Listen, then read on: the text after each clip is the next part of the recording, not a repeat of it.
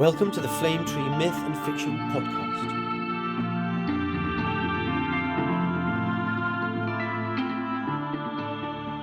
Hello and welcome to the September special of the Myth and Fiction Podcast.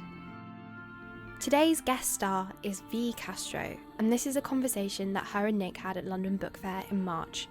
So, as you all know by now, there will be a bit of background noise throughout. V. Castro is an author and editor who's written several books with Flame Tree, Mestiza Blood, The Queen of the Cicadas, and several short stories in our anthologies, for instance folk horror and immigrant sci-fi short stories. Violet now lives in the UK, but she was born in San Antonio, Texas, to Mexican-American parents. Mexican folklore and the urban legends of Texas inspire a lot of her dark fiction and horror stories. This is a particularly exciting time to have V on the podcast because Latin American Shared Stories comes out on the 14th of October, so in a couple of weeks. This will be the latest book in our Beyond and Within series, and it's a vibrant anthology which presents us a series of speculative stories, mythologies, fantasy worlds, and essentially it just showcases the writing prowess of authors from Latin American countries or writing in the traditions of the Latin American diaspora. V. Castro was a guest editor on this anthology. She'll talk more about this in the conversation that she had with Nick. So without further ado, this is a conversation between V. Castro, author and editor, and Nick Wells.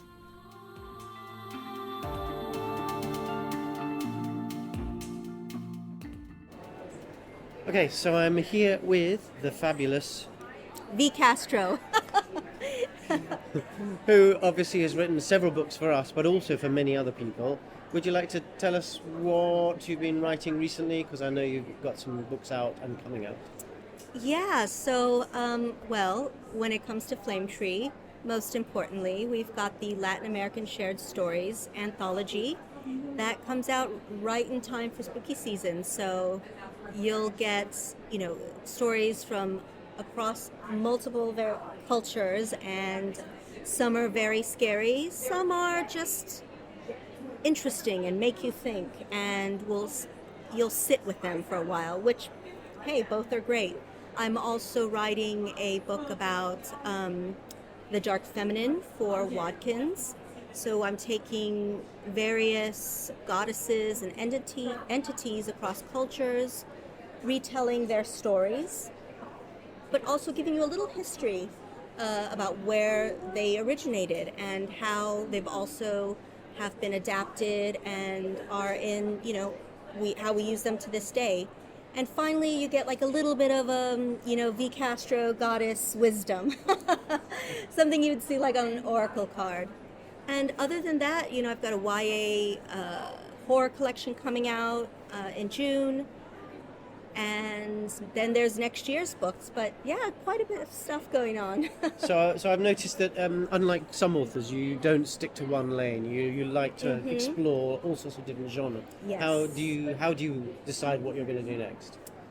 Honestly, I just go with the flow. I will get an idea, I feel it out, and then I just go for it.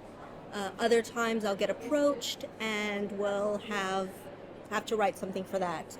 So there is something I am actually working on, but I can't talk about. So see where it goes. Yeah, I don't know. My brain works in strange, unusual ways. So I just let the muse kind of guide me. I think it's something that a lot of authors feel frustrated by, that retailers pigeonhole too quickly. So a horror writer isn't supposed to write about science fiction or about fantasy, but from a writer's point of view, you actually want to do what moves you.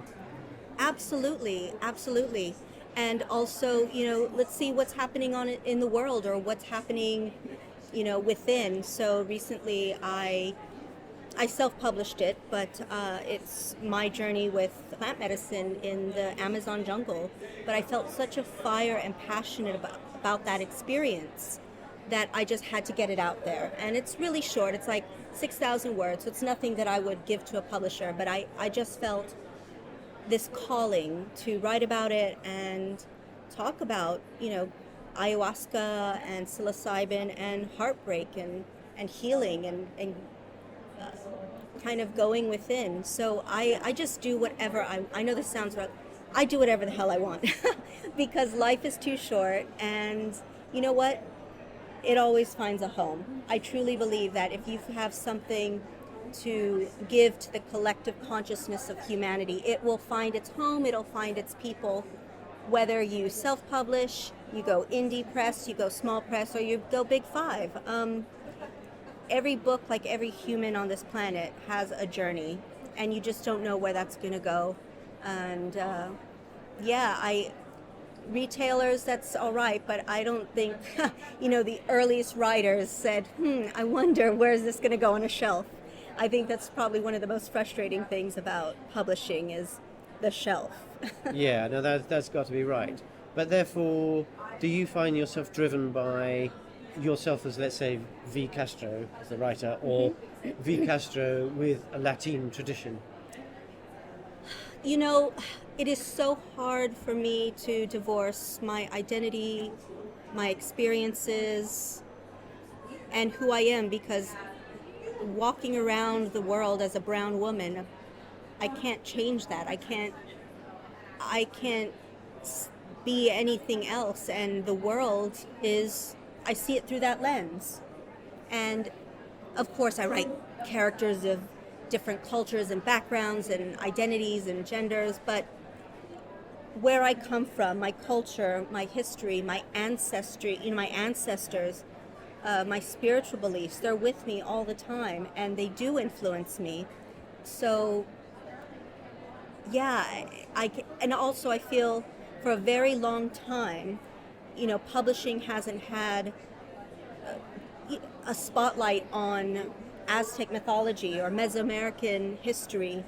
Now it's opening up, and we have these opportunities, and I truly believe that, I'm doing something that my ancestors maybe wanted to do but never could do, and it's such a beautiful thing to have the opportunity to do that, but not only for me to do it personally, but inspire others to do it. Yes. Even if it's not easy, and it isn't easy, to carry on that tradition and tell their story, because as I always tell people who are starting to write, no one can tell the story you have in your soul the way you can.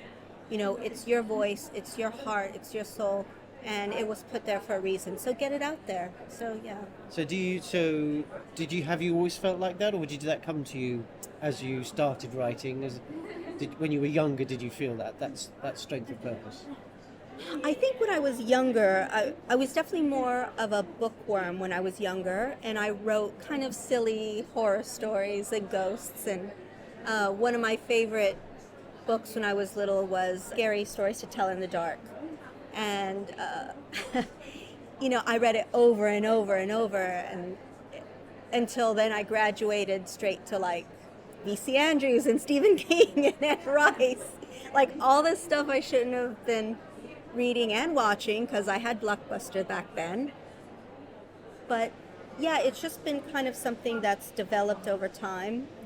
And also I think as you develop as a person, it evolves. We're not meant to stay the same. We're meant to evolve. Yes, yeah, no, that's absolutely right. There was something I remember you saying very early on when you, I can't quite remember when in the process, but during that time of the Queen of the Cicadas, you said something that as a Latin, that you found were, if not alienated by werewolves and Draculas and that kind of tradition, your quest was, well, where is the jaguar? Yeah. And I thought that was very interesting because from a Western, let's say a West European intellectual driven storytelling narrative, the journey from birth to death is finite, whereas in the Latin tradition, the Day of the Dead and so on, you've got a much stronger sense of ancestor worship and a life living through, and that seems to me to have informed a lot of what you've written. Oh, absolutely. In Mictlan, the underworld in the mythology, there are 9 levels, and all of these levels it's an evolution of the soul when you go through these 9 levels. You don't just go to hell and burn because you are a bad person. Or you don't go to hell because or heaven, sorry, you are so good. You continue to evolve after death through this underworld, and not everyone went to the same underworld. Women who died in childbirth and warriors went to a different place. Your normal people went to a different place. It varied, and I love that. I love that there's this idea that the soul goes on, and that energy is put back into the ether, wherever that is. You know, one day I'll die and my kids will live on, but so will my books, so will my words, and it's just a powerful, powerful thing. And every Day of the Dead, you know, you kind of feel this energy, and I truly, truly believe in all of that woo-woo stuff, and and having done like ayahuasca and psilocybin, and you know, having encounters with shaman, I definitely feel that's a thing and it is real. Well, I think it's really interesting because we've got some of the other publishing we do is history, ancient history and mythology and so on. We've got a book on Mesoamerica, and we've got a book on the history of North America, and of course America, the Americas, were populated through the Bering Strait thousands and thousands of years ago. So actually there's a much more direct connection through to Asia, where of course the ancestor worship and the living of the spirit continue. It's a very different philosophical way of looking at the world, whereas the European side, which of course were the conquerors, and did all the things that really clearly shouldn't have been done, had a completely different tradition, which overwhelmed perhaps what is more interesting as a tradition, which is everything that you just talked about. So I just wonder if you maybe talk a little bit about a writer's life, because I know you balance travel and being a mother, and how do you make that all work? Oh God, I think it's like life itself. It just, again, it all works out somehow. I definitely have to pick and choose the things that I do, and especially if it's traveling back to the US. But when it comes to publishing, yeah, it is important, especially if you're a working writer. It is important to kind of put yourself out there and build that relationship with editors and book buyers, and more importantly, readers. You know, readers keep the whole thing going. I balance it by I love what I do. That's the thing. I mean, I have a love-hate relationship with it. I always say this. I absolutely love writing. Publishing, the business of publishing, not so much, because that is hard work, and it's this weird... It gets in the way. Formula, formula. But, you know, I co-parent. I'm very lucky. I'm lucky enough that I have... My children's father is involved, so we can tag team, no problem. And I just pick and choose what I want to do and make the time for it. And as far as deadlines, if it's a deadline, then I make it. You know, I do it. This is my full-time job, so if I have to do something, I do it. And if I have to take the day off, then that means the next day I'll work later or whatever. It's, it's all... No, that seems fair. So just to kind of round off, do you have any particular books or particular music that is important to you or has been important to you as a writer, in your development as a writer? Yeah, so I love writing to music, and I have a very eclectic shuffle on my Spotify. So I have quite a few different playlists, but I mean, I listen to a lot. I like country. I listen to a lot of rock.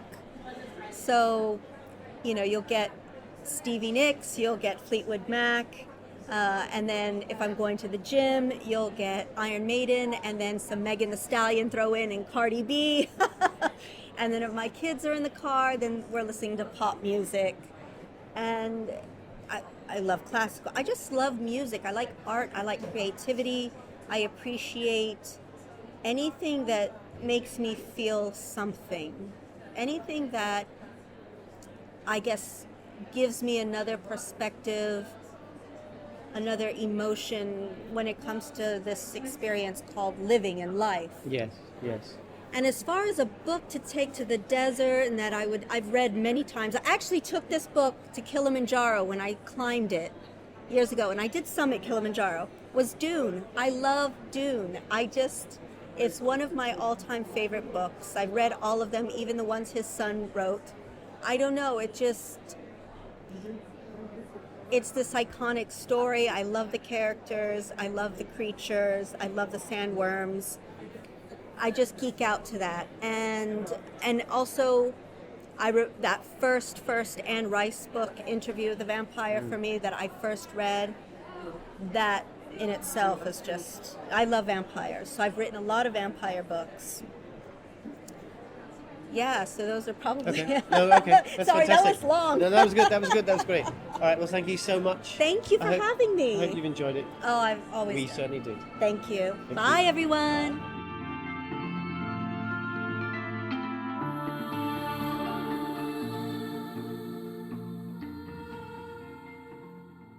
I loved listening to this conversation. I feel like learning more about Latin American folklore is just so interesting, and I can't wait to read more of the stories in Latin American shared stories. I've read a few already and they're all incredible. But you guys might not have to wait that long to hear them. So as you may have seen on social media, next month we are launching a live and spooky edition of the podcast, where V. Castro will be back as a guest and a reader of some of the stories in Latin American shared stories. You'll be able to try before you buy and listen to some of the spookiest stories in this anthology. We'll see you next month for Live and Spooky. Thanks so much for listening. We really hope you enjoyed this episode of the Flame Tree Myth and Fiction podcast and look forward to the next episode. Do recommend it to your friends. Goodbye for now.